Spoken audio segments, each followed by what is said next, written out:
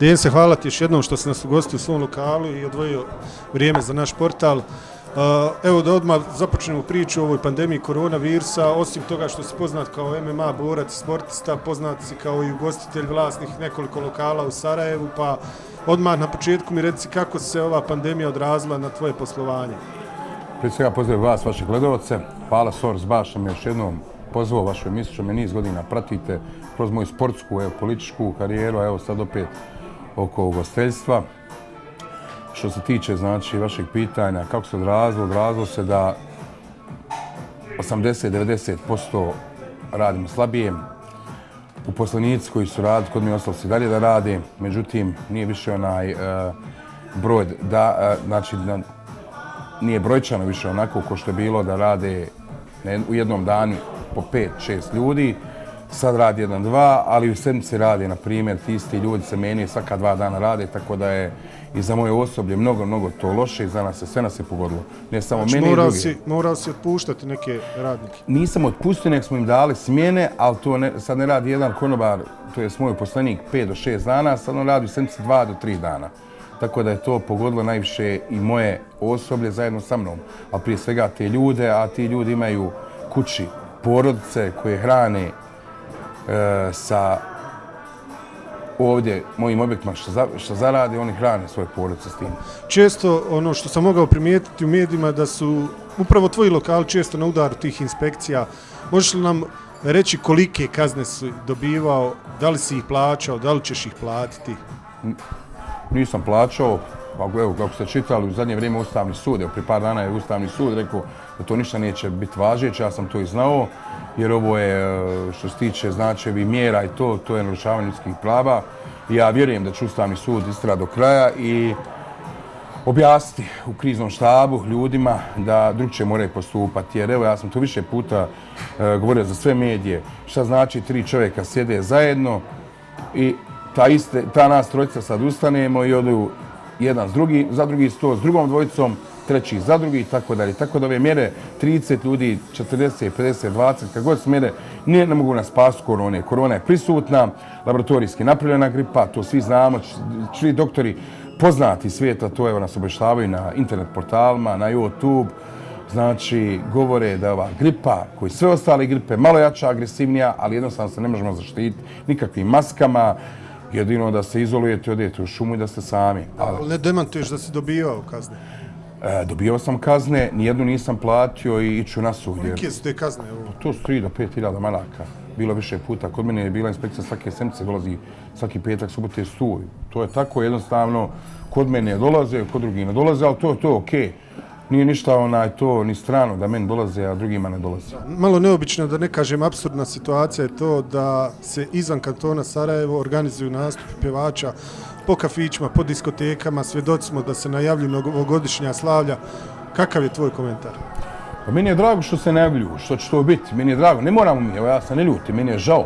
Ja bih volio da smo svi isti, da za sve isti zakon, izmišljeni gludi zakon što ga je neko izmislio tamo u kriznom štabu, volio bi da taj zakon ne postoji. Ali evo nije problem, mi smo na udaru zato što smo Sarajevo i mi moramo ovdje, oni se moraju dokazati da je to u čitavoj Bosni, to nije naravno tako, jer ovdje su sve ambasade, mi znamo da je Sarajevo centar i glavni grad BiH i da oni sada krizni štab dokazuje ovdje nekim strancima, vi znate da su ovdje stranci u suštini glavni i njima se pokazuje da kao bosanski krizni štab Sarajevo radi najbolje, a u suštini odete par kilometara van Sarajeva i sve radi ko što je radilo. U suštini ljudi su i svjesni bude jer se znaju da ova pandemija, koronavirus, hajde da kažemo, napred laboratorijski, da se ne može niko zaštititi. Evo, sad će godina dana, ima smo i policijski sat, evo imam opet policijski sat. Sad će nam i vakcine? Pa dobro, nek se vakciniše, ko želi da se vakciniše, ja sam to rekao, izjavio na Instagramu, to je stavio sam slike, da ćemo za par dana, me ne bi čudilo da neki poznate ličnosti sad javno se vakcinišu. Ja se neću vakcinisati, ja vjerujem u Ustavni sud da imam pravo, znači da se ne vakcinišem. To je moje ljudsko pravo da nemam, tako je zakonom propisano. Ne želim da se vakcinišem. Nismo Koreja. Da, nekako s obzirom da je korona u fokusu i sve ono što se dešava oko korone, pa i te epidemiološke mjere, da li smatraš da je sigurnosna situacija u gradu Sarajevu zapostavljena? Pa sigurnosna situacija odavno nije kako treba, vidite šta se dešava jednom policajcu, zapali na auto, sve znate, vidite šta se dešava. U suštini naša sigurnosna situacija nije kako treba, nije zadovoljavajuća, ali to pitanje mora postaviti komisaru MUP-a kantona i to je za njega pitanje pravo. Kakva je situacija, vidite šta se dešava, mi smo i dalje u Bagdadu, sve se zna, ali se ništa ne zna. Da, ti si neko ko transparentno govori o svemu, nekako se oglašavaš. Čak si dobivao neke prijetnje prije nekih mjesec, dva, meni se čini, preko Instagrama. Da li se sjećaš o čemu je riječ? Mislite onog pjevača Uroša? Pa dobro, to je neko iz mog okruženja. To ne vjerujem da to nema veze s Srbijom. Taj momak je pjevo šta je pjevo. To smatram nekako. Ja smatram da bilo ko da je pjevo i u Srbiji ili u Hrvatskoj pjevaju, ubit ćemo muslimane, bacat ćemo i u Neretvu, ili da naši sad pjevaju, bacat ćemo Hrvate i Srbe u Miljacku. To je za mene sve budalaština. Ja jednostavno ljude ne gledam po vjeri. Dijete sam, hajde da kažem, roditelja koji su dvije različite vjere imaju. Odgojen sam, hajde da kažem, pionirski. Josip Broz Tito, ako se sjećate, bio sam pionir. Aktivan si na svim poljima. Evo, moram te pitati kako si zadovoljan svojim uspjehom na lokalnim izborima. Pa nisam se ovaj put nešto, hajde da kažem, nisam ko što je bilo kod predsjednika Željka Komšića, našeg aktualnog, nisam bio nešto aktivan zbog sporta i tako da nisam zadovoljan. Imao sam ukupno 100 glasova, to je mislim malo, a nisam bio neaktivan. Nisam nigdje svoje, kako se to kaže, plakate stavljao. Bilo je na 2-3 mjesta, ali to nije bilo dovoljno. Tako da nije mnogo ljudi ni znalo da sam se mislim da nije znalo, kao što je bilo u DF-u, da sam uopšte se kandidovao. U DF-u sam imao 450 glasova, u čitavoj stranci imao najviše glasova. Iza mene je bio moj brat sa 430 i nešto. Tako da ovaj sam puta imao 100, brat 95, 4, tako nešto. Tako da nisam nešto bio aktivan. Smatraš li da je sve bilo regularno? Pa evo, kao što vidite, u Mostaru i ostalim gradovima nije vidite, nešto regularno, vidite što se dešava. Što se tiče načelničkih funkcija, u Starom gradu je bilo regularno. Mislim, znalo se da će Veramać Barić pobijeti, to sam više puta govorio, da ovi drugi ljudi nemaju šansi, jer, evo, na primjer, njegov protikandidat je dokazao u BiH Savezu, vi sjetite navijača kad je govorio, kad su navijali glasno i jasno puši na lopove. Znači, taj čovjek nema baš i neku blistavu karijeru poslije rata. U ratu se ima svaka čast, ali mi idemo poslije rata. Znači, ako ste vi nekakav bilo komandant ili heroj, bilo ko u ratu, to ne znači da poslije rata vi možete onda se baviti nekim neregularnim stvarima. Znači, u ratu svima, pa i mom ocu i svima, svaka čast, ali poslije rata nema kriminalnih radnji.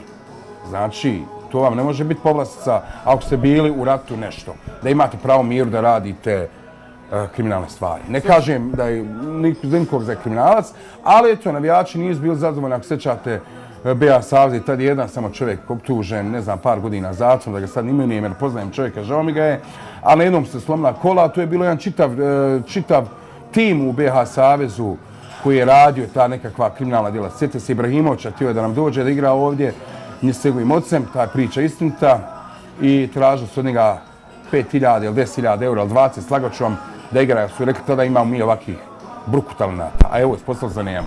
Kada već govorimo o tvojoj nekoj političkoj karijeri, da li je to znak da ćeš malo sad politiku ostaviti po strani, posvijetiti se sportu, a za kraj mi još reci šta je sa situacijom oko Abdullaha Skake, ta najavljena njegova tužba protiv tebe za klevetu, šta se tu izdešava?